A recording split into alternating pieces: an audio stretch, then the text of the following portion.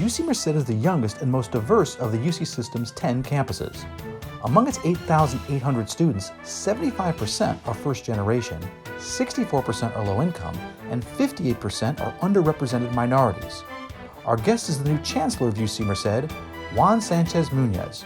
What are his plans as he takes the reins of the leadership of the Valley's University of California campus? Funding for the Maddy Report is made possible by grants from the wonderful company, harvesting health and happiness around the world, California Emerging Technology Fund, and Fresno State, where bold begins.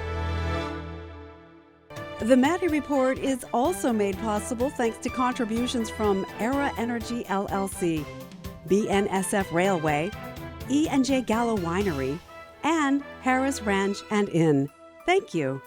From the state capitol and the Maddy Institute, this is the Maddy Report with Executive Director of the Maddy Institute, Mark Keppler. Welcome. The newest campus in the University of California system, UC Merced, has a new chancellor who is a Valley native and a son of a farm worker, Juan Sánchez Muñoz. Welcome to the Maddy Report. Thank you, Mark. I'm honored to join you. Okay, a quick editor's note here. As the Chancellor of UC Merced, Dr. Muñoz is a board member with the Maddy Institute. So first of all, can you tell our viewers a little bit about yourself, personally and professionally? I'll do my best to be brief, which as a chancellor is always a challenge. Thank you again, and it's a thrill to be here with your audience. As you indicated, I'm a native Californian and raised mostly in Southern California. My wife is also from California, and many have heard the story of how my father came from Mexico to the country and worked in the area here in the central San Joaquin Valley, Delano, Visalia, and a bit further north. And then we settled in Los Angeles. I attended school there and then attended UC Santa Barbara and then at one of the Cal States and then my doctorate at UCLA, and have gone, was a faculty member in the Cal State system. And my wife was a director of at UCLA. And then we moved to Texas in rural West Texas from Los Angeles, where I became an administrator of various titles and then moved on to a presidency in Houston, Texas. And then now happily have returned to the UC system, where between my wife and I, we have 5 degrees. 3 are hers, 2 are mine. So as is typical, most of us are on the coattails of very, very capable partners and spouses. That is for sure. It's interesting you said that the campus in West Texas. I know what campus you're talking about. That's Texas Tech. That's right. Lubbock, and I've actually been there. And that is a sprawling campus. I think that's maybe UC Merced in 30 years. It goes on and on and on. It's a big campus. So what about UC? It's a big change going from University of Houston to Merced. What attracted you to UC Merced? Well, first of all, obviously, the University of California is really a storied institution. I think there's fairly uniform recognition that UC is a platinum standard of higher education in our country and the world. When you think about the most dynamic, prestigious, forward-thinking institutions, both academically and medically, UC immediately comes to mind and to everyone's mind. Obviously, my wife and I, having been undergraduates, we met as undergraduates at UC Santa Barbara. That's where we met and eventually married. Very important to us both personally. And then when we pursued our doctorate degrees at UCLA, that led to our careers in higher education. She's also an academic, an associate professor. We just the opportunity to return to UC, to return to California, where our families are. In fact, my in-laws are here visiting here in Merced right now, and the chance to be closer to home. I was with my mother in Los Angeles last week. It was just really an opportunity we couldn't overlook, as well as being the fastest university to become an R2, doubling the size, HSI, and the kind of faculty that are being attracted here. It's a once in a lifetime opportunity that I feel very privileged to have been offered. Yeah, you can have that sense of pride and also enthusiasm, because I can tell it literally changed your life, the UC system, and now you're having that opportunity to give back with this next generation of students. And UC Merced is literally on the front lines of changing lives of a lot of Valley students. But you've had some great predecessors, Chancellors Dorothy Leland and Bronston. I'm sure you talked to them during this transition. I'm just wondering, what words of advice did they have for you? Well, they were very, very kind. And first of all, they always begin the same way. Well, we'll only offer advice if you ask for it. To which I responded, I'm asking for it. So they said, work closely with the community. One thing I learned in West Texas is your reputation matters and listening matters, and that means with your listening with your mouth closed, not always asking questions. Work with the community, listen, trust the team. They were both very emphatic about the caliber of the professionals here in administration as well as academics, and felt very strongly about the potential of the people that work here, as do I in the short time that I've been here. And then one of the points that they both made is to take advantage of UC. That as part of the UC, there's an expectation of excellence and equity and access and vision. And that's shared across all of our campuses. And I will tell you, I was so pleasantly surprised to a chancellor. Each of them reached out to me personally, every chancellor across the UC, and offered their personal support and contact information if I had any questions. And President Drake, of course, President Napolitano on her way out was very, very supportive. And one of the first phone calls that I received also was from President Drake upon his announcement as president, offering his support, which he is actually quite familiar with UC Merced, having visited as part of an accreditation visit only about 2 years ago. And so I tell you, just work with the community, trust the people that you have, and leverage the UC. Yeah, all good advice. Well, up next, we're going to take a closer look at some of Chancellor Muñoz's priorities as he begins his tenure at University of California, Merced. That conversation in a moment. This is the Maddy Report.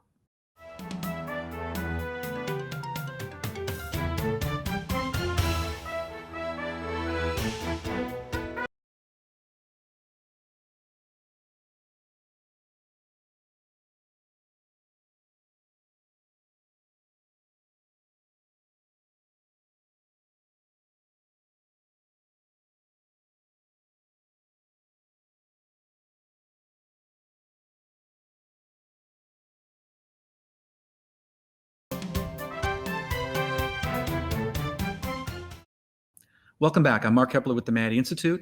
There's been an increasing call on California's higher education systems to rein in costs, operate more efficiently, and get students to obtain their diplomas more quickly. We're talking with Dr. Muñoz about those and other challenges and opportunities he sees as he begins his tenure as UC Merced's new chancellor. So lots of challenges and opportunities. While admitting a diverse population has always been an issue for the UC system generally, really hasn't been an issue for UC Merced. UC Merced has been the exception in that regard. What is UC Merced doing right, and what opportunities do you see? Well, thanks, Mark. Certainly, I think what we're doing here at Merced is something that the country is going to take increasing notice of.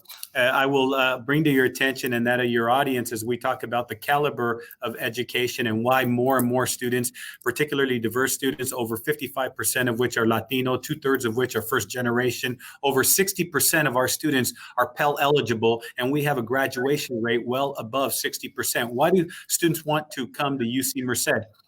U.S. News and World Report rankings were released today, and UC Merced is one of the top 100 universities in the country and top 40 schools, public research universities in the country. I'm going to stop for just a second. That's okay.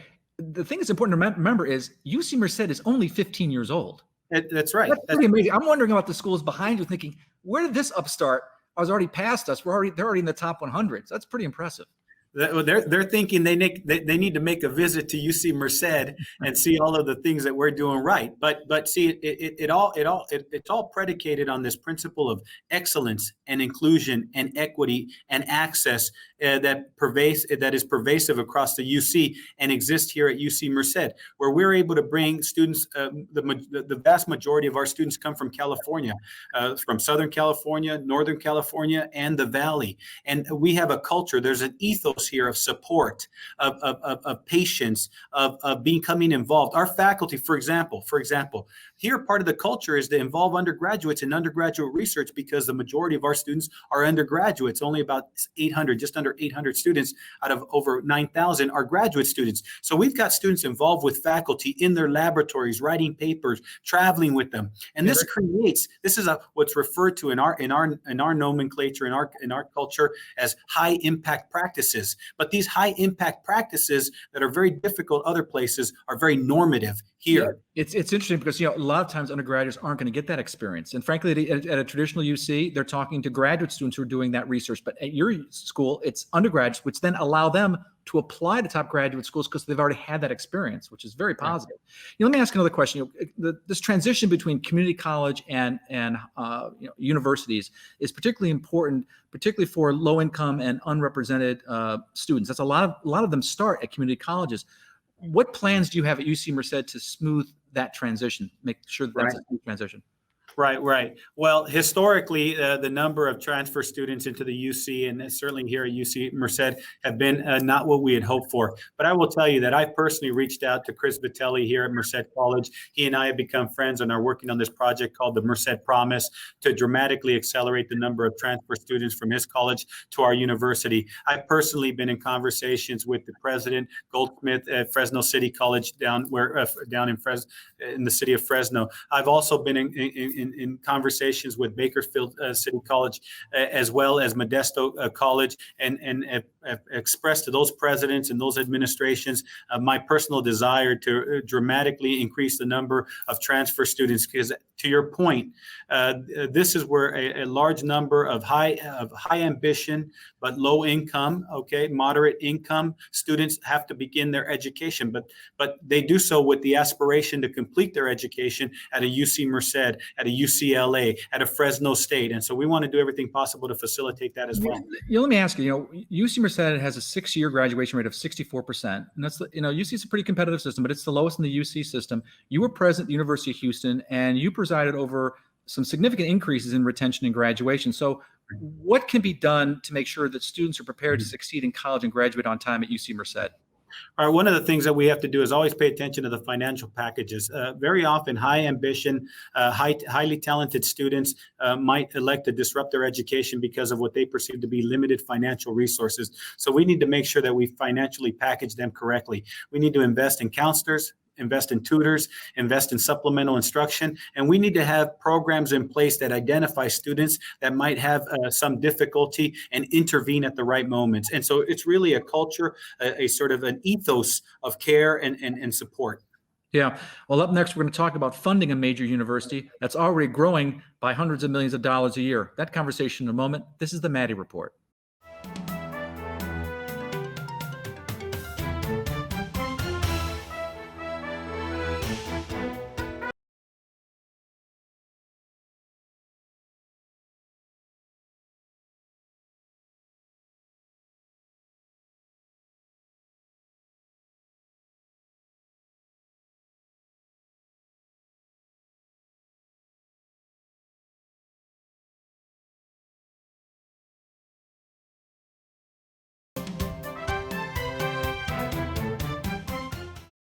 Welcome back. I'm Mark Keppler with the Maddy Institute.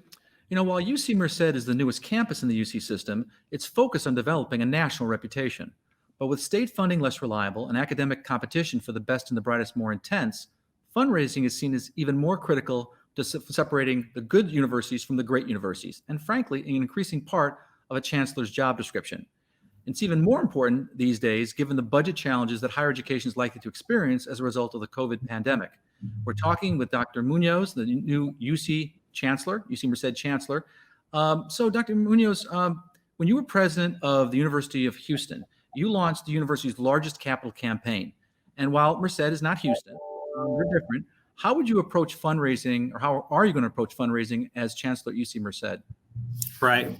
Well, I appreciate the question. It's very important that we fundraising isn't simply an expression of someone's willingness to commit a certain amount of money. In some ways, it's more important an expression of their support of the vision of the institution. So part of our responsibility is to communicate to benefactors and community leaders, industry in and around the region, the value proposition of UC Merced and what it can do to transform not just the valley, but the lives in the valley, as well as the overall prosperity of the state. And I will tell you that most Californians are very, very committed and invested in the success and the future of the state. And so what you're talking about is how UC Merced is part of that prosperous future. When you look at the demographic of our students, when you look at the income levels of our students, and when you look at Money Magazine did, recognizing UC Merced as one of the top universities in transforming student lives,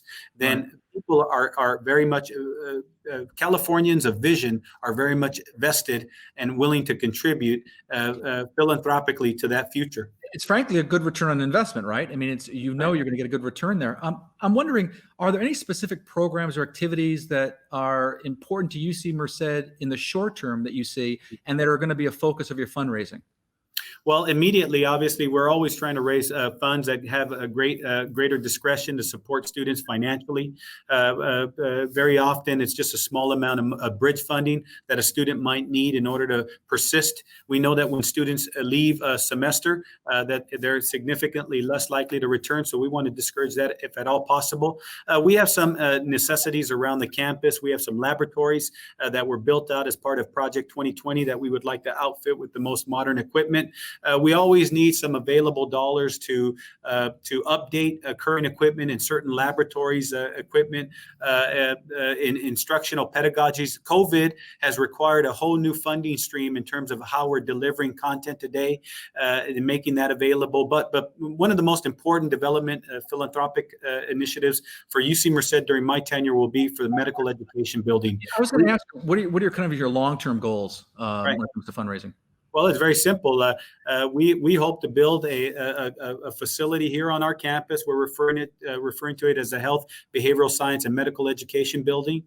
We are in a partnership with UC San Francisco, Fresno, as part of the San Joaquin Valley Prime program, identifying students that do their two years of their undergraduate program here, continue program there at UC San Francisco in Fresno, and we want to develop eventually an autonomous medical education program here in Merced, and that will require the construction of a $200 million building. Yeah, and the reality is too, though, and it sounds like a lot, but the return on investment, though, is going to be significant. A lot of those students from the Valley, what you find is they stay in the Valley. So if you educate them here, they're going to stay here and not go off to someplace else. I want to ask you one last question in this segment. That is, a lot of chancellors or presidents of universities rely on their alumni for fundraising.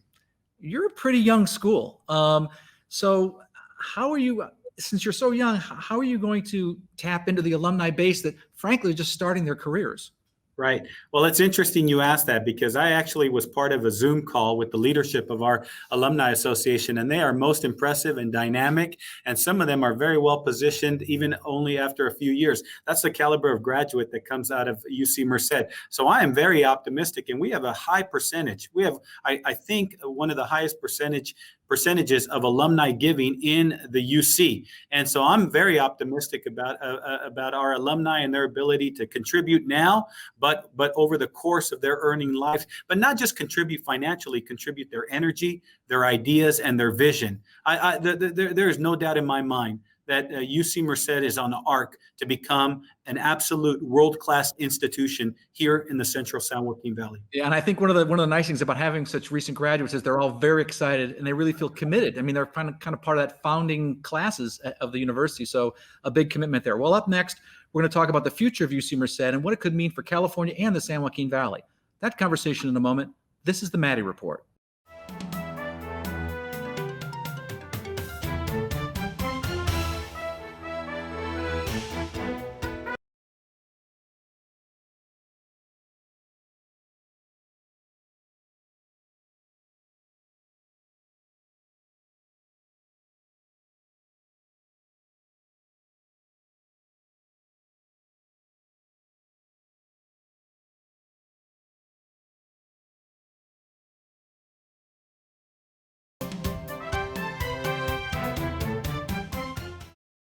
Welcome back. I'm Mark Keppler with the Maddy Institute. You know, the best universities are not just places where faculty go to research and teach, or students go to learn, and alumni go to events. The best universities are also those that work with their city, region, or state and the nation they serve. We're talking with Dr. Muñoz, the new chancellor at UC Merced. You know, you often hear about professors living in an ivory tower. I'm wondering, what do you think a university like UC Merced can do to improve the town-gown connection and make sure the university is really doing stuff that's relevant to improve the lives of people in the communities where they are? Right. Well, that's an important, that has to be an important consideration and priority for a president or chancellor anywhere. I myself have just taken the strategy of becoming very involved in the community. I live in Merced. My family and I moved to Merced. My son will be attending a high school here, in the public school here in Merced. I've taken steps to meet some of the city leaders. I brought myself to the attention of Mayor Murphy and many of the supervisors of the area, all of which I've now met. I've tried to introduce myself to the CEO of Mercy Medical and other prominent industries here in the city, and as well as some of the banking institutions. So I think you're not as effective as a higher education leader if you don't understand the community in which your institution is located. You know, I'm wondering, you're kind of touching on this. How do you see UC Merced promoting economic development, you know, in the state generally and in the Valley in particular? Well, I think people grossly underestimate, and we haven't been very effective in telling our story of the kind of economic stimulus that is a research university. For example, our budget is just under $500 million annually. We just invested over $1.2 billion in the 2020 project. 2/3, 78% of those employed worked from in and around the Valley. The economic impact of the university is probably well in excess of $1 billion annually, probably closer to $2 billion. And so, you know, I don't know how many other industries in the Valley and certainly in and around Merced have that kind of economic stimulus. And in fact, we're going to issue a report shortly to that effect. You know, it's interesting that you say that. You know, Governor Nelson Rockefeller, when he established the State University of New York, if you notice where the campuses are, they're typically in economically challenged regions. And one of the reasons he put the universities, the SUNY colleges there, was to be an economic stimulus. And it's worked out exactly as planned. And you're talking about billions of dollars that UC Merced is putting back into the community. People sometimes often forget that. Let me ask you this. So you're starting out as your tenure at UC Merced. At some point, that tenure will end. What do you want your legacy to be? How do you want people to judge your success as chancellor? Oh, that's an interesting question. I've not given that a great deal of thought, Mark, but I suppose one thing that comes to mind, my father was a migrant laborer. He came to this country from another country and didn't speak the language. My mother and my father both combined had no formal education. And in the span of one generation of those two intrepid people, and the vision and opportunity afforded to myself and my wife through the University of California, I now have the privilege of serving as a chancellor of one of the institutions of the UC.